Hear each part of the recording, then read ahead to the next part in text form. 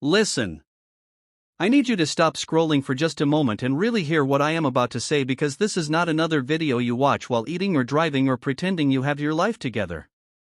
This is an intervention. I am talking to the version of you who wakes up at 3 in the morning with a chest full of dread and no name for the fear. The version who checks a phone that never lights up with the message you are waiting for. The version who stands in the shower too long because the water feels warmer than the world outside. I am talking to you if you have ever felt so invisible that you started to wonder if you were even real. You have tried the morning routines. You have listened to the advice. You have pasted sticky notes on your mirror that you stopped reading weeks ago. And yet here you are, feeling like life is happening to you instead of through you. You look at others and they seem to have a magnetic pull to them, attracting opportunities, respect, love, and calm, while you feel like you are screaming into a void. But what if I told you the void is not empty? What if I told you the void is you? The voice you use every single day, the one inside your skull, is not just a narrator. It is a command. It is a spell. Every word you whisper to yourself in the dark is a blueprint that your brain obeys without question.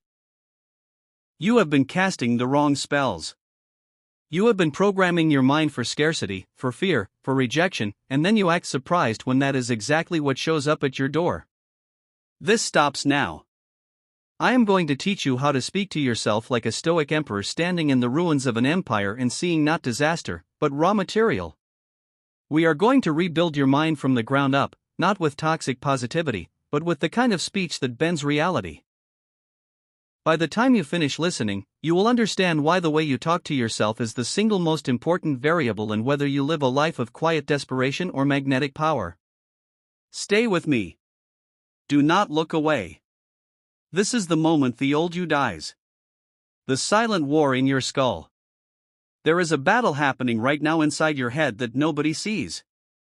You are sitting there, perfectly still on the outside, but on the inside there is a massacre taking place. The average person has around 60,000 thoughts per day, and for most of you, 90% of those thoughts are recycled garbage from yesterday and the day before. You are not thinking new thoughts.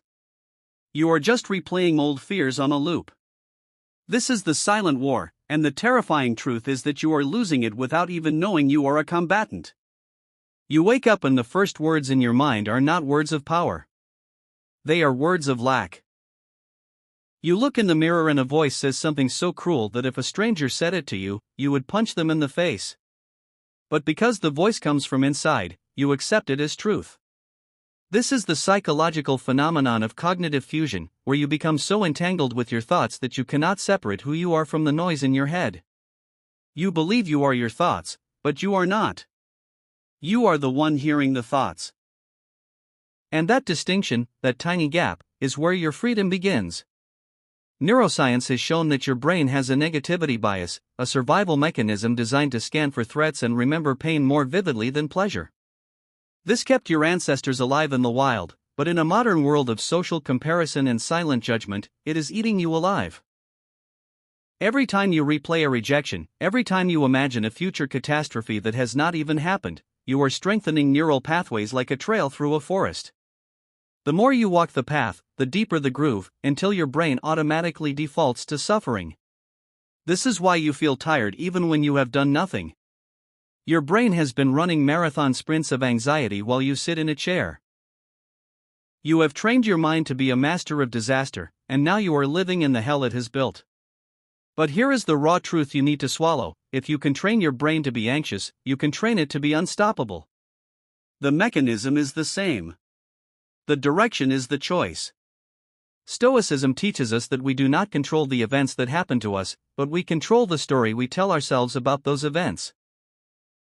Marcus Aurelius wrote that the soul becomes dyed with the color of its thoughts. Read that again.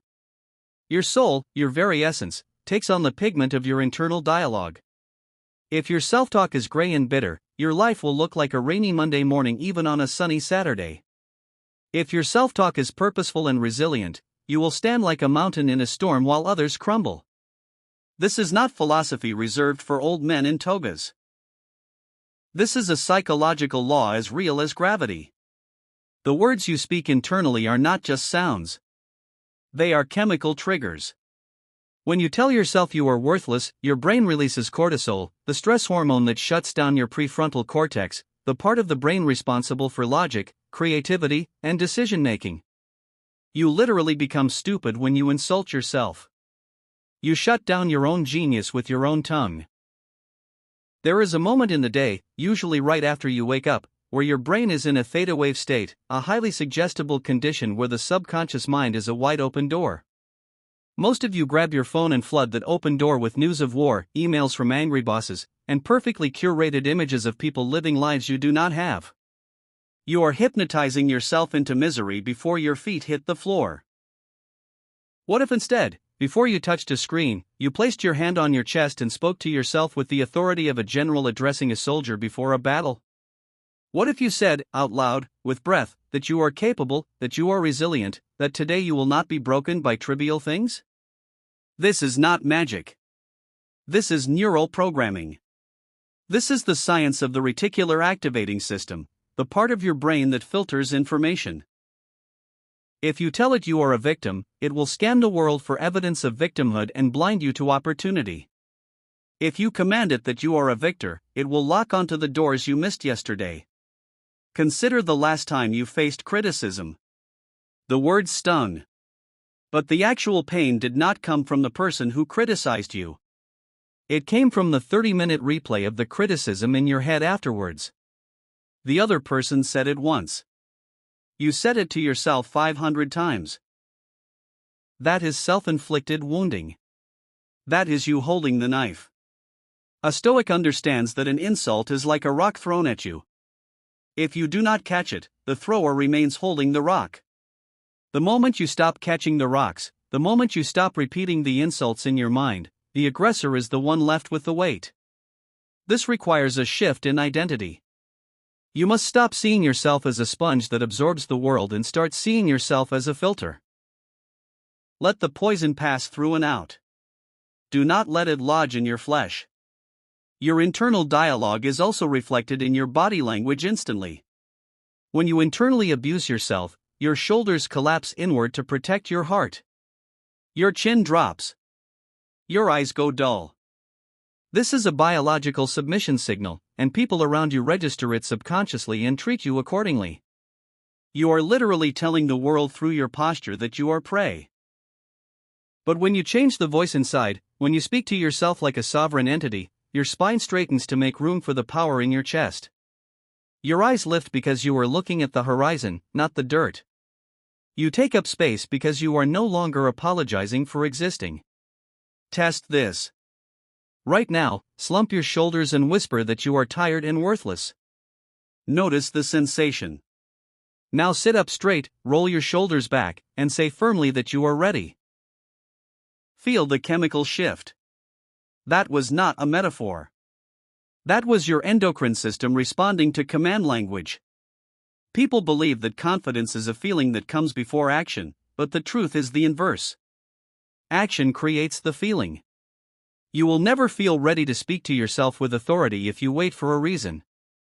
You must speak with authority first, and the reason will manifest. This is called behavioral activation in psychology. The voice inside you is not a reflection of your reality. It is a creator of your reality. When you wait until you feel successful to speak successfully, you will wait until you die. But when you speak as if you are already the person you need to be, your brain rushes to close the gap between the command and the current state. This is cognitive dissonance working for you instead of against you. Use it. The war in your skull is won in the microseconds between a trigger and a response. Viktor Frankl, a psychiatrist who survived the Holocaust, said that between stimulus and response there is a space, and in that space is our power to choose our response. Most of you live with zero space. A thought arises, you instantly believe it, and you spiral. You must train that space like a muscle. When the old voice says you are a failure, pause. Do not agree. Do not fight it either, because fighting a thought gives it energy. Just observe it like a cloud passing through a vast sky. Then, deliberately, with effort, choose a truer statement. You are not a failure. You are a person who failed at a specific task, and failure is data for growth, not a definition of your soul. This is not soft talk. This is surgical precision with language. And language is the scalpel that reshapes the brain. Say this out loud: I am not my thoughts. I am the awareness that chooses which thoughts to empower. The death of the victim and the birth of the sovereign. Let me tell you what is keeping you poor, lonely, and anxious. It is not the economy. It is not your ex. It is not your parents. It is the subtle, seductive addiction to your own victimhood. I say this with compassion, but I will not sugarcoat it because I respect you too much to lie to you. There is a part of you that loves the pain because the pain gives you an identity. Without the story of how you were wronged, who would you be? You would be responsible.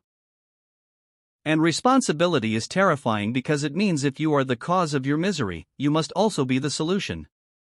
That realization is a death. The death of the child who waits to be saved and the birth of the sovereign who saves themselves. This is the hardest shift in the human psyche, and until you make it, no amount of affirmations will save you. You will just be a victim with a positive vocabulary. Stoicism does not teach passivity. It teaches radical responsibility. Epictetus, born a slave, walked with a limp from a broken leg inflicted by his master. He had nothing. He controlled nothing except his mind. And yet he became one of the most influential philosophers in history. He did not wait for his master to apologize. He did not wait for freedom to feel free. He claimed sovereignty over his inner world while his outer world was in chains. If a literal slave could do this, what is your excuse? You have a phone, a roof, and food in your stomach, and yet you are paralyzed by a comment a colleague made 3 weeks ago. You are giving away your kingdom for a crumb of external validation. The sovereign speaks to themselves with ownership. The sovereign says, I allowed that to hurt me. I gave that person power over my emotional state. I will now take it back. This is not self-blame. This is self-liberation. Neuroscientifically, when you dwell in victim narratives, you activate the brain's default mode network in a pathological way. This network is linked to rumination and depression. The more you tell the story of your suffering, the more the neural architecture of suffering solidifies. Your brain becomes a prison with familiar bars, and the familiar feels safe even when it is painful. Breaking out means facing the unknown, and the unknown is scary. But I am asking you, is the known pain really safer? You have survived everything you ever thought would destroy you. The proof is that you are here, breathing, listening. The sovereign looks at the scar and says, I earned this. The victim looks at the scar and says, look what they did to me. Same scar, different narrative, entirely different neurochemistry. Consider the last time you wanted something and didn't get it. A promotion. A lover's return. A loan. Did you speak to yourself like someone who could create another path, or did you speak like someone whose life was ruined? The sovereign acknowledges loss and immediately asks, what is the next move? The victim collapses into the loss and decorates the cave with evidence of injustice. This is not just mindset. This is behavioral momentum. When you ask what the next move is, your frontal cortex engages in problem-solving mode, pulling you out of the limbic panic. When you ask why this always happens to me, there is no answer except more pain, and the loop continues. You must command the brain to work for you. Do not ask disabling questions. Ask empowering ones. Replace why me with what is this teaching me? That slight linguistic shift might feel trivial, but over a year it is the difference between a broken spirit and an indestructible character. Your relationships will transform when you kill the victim and become the sovereign. The victim attracts predators and rescuers. The sovereign attracts equals. When you speak from a place of wholeness, you do not negotiate your boundaries to keep people around. You do not beg for love. You do not explain yourself to people committed to misunderstanding you. Your words become scarce and valuable. You stop over-explaining. There is a deep psychology behind this. When you over-explain, you are essentially saying, I am guilty until proven innocent. You are putting yourself in a one-down position. A sovereign does not beg for acquittal. A sovereign states facts and lets the chips fall. Try this tomorrow. When you need to say no, do not give a paragraph of reasons. Say, I am not able to do that. Period. Watch the discomfort. Sit in the silence. The sky will not fall. You will actually feel taller. The death of the victim also means taking full inventory of your environment. You cannot speak like a king while living in a dump that reinforces a slave mentality. Look around the room you are in. Is it cluttered? Is it dark? Your external environment is a physical manifestation of your internal dialogue. Chaos outside creates chaos inside. Order outside signals to the brain that someone capable is in charge. Making your bed in the morning is not a cliché. It is a first domino of command.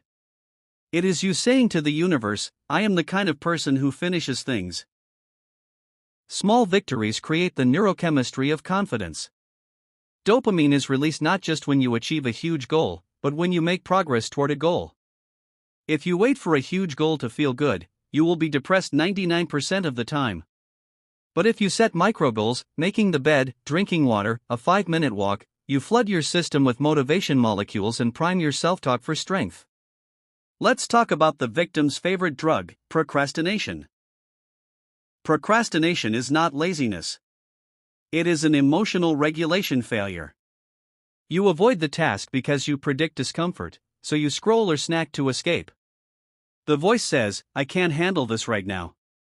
That is the victim speaking. The sovereign voice says, I will do this for 5 minutes just to see what happens. And that tiny crack of action shatters the illusion of incapability. Action always precedes motivation. The Nike slogan is neurologically accurate. Just do it, and the feeling follows. Stop waiting to feel ready. Tell yourself you are ready, even if your voice shakes. Your brain will catch up. The sovereign does not compare themselves to others because comparison is the thief of all joy. When you scroll and see someone's highlight reel, the victim says, I am so far behind, I am worthless. The sovereign says, I am on my own path, and no one competes with me for my destiny. This is not arrogance. It is focus. Comparison is a distraction from the work you need to do. Every minute you spend analyzing someone else's life is a minute stolen from building your own. You have a finite amount of cognitive energy per day. Protect it like a dragon guards gold. Spend it on your own craft, your own body, your own mind. Here is a challenge for the next 24 hours. I want you to catch yourself every time you complain. Even the tiniest complaint about the weather, the traffic, the queue. A complaint is verbal victimhood. If you cannot change it, accept it. If you can change it, act on it. But never complain. Stoicism teaches that complaining is a betrayal of your own reason. It changes nothing and poisons your mood. For one day, be the person who has nothing bad to say about the world. Speak only solutions or silence. You will be shocked at how much energy you get back. You will feel lighter because you are no longer carrying the weight of things you cannot control.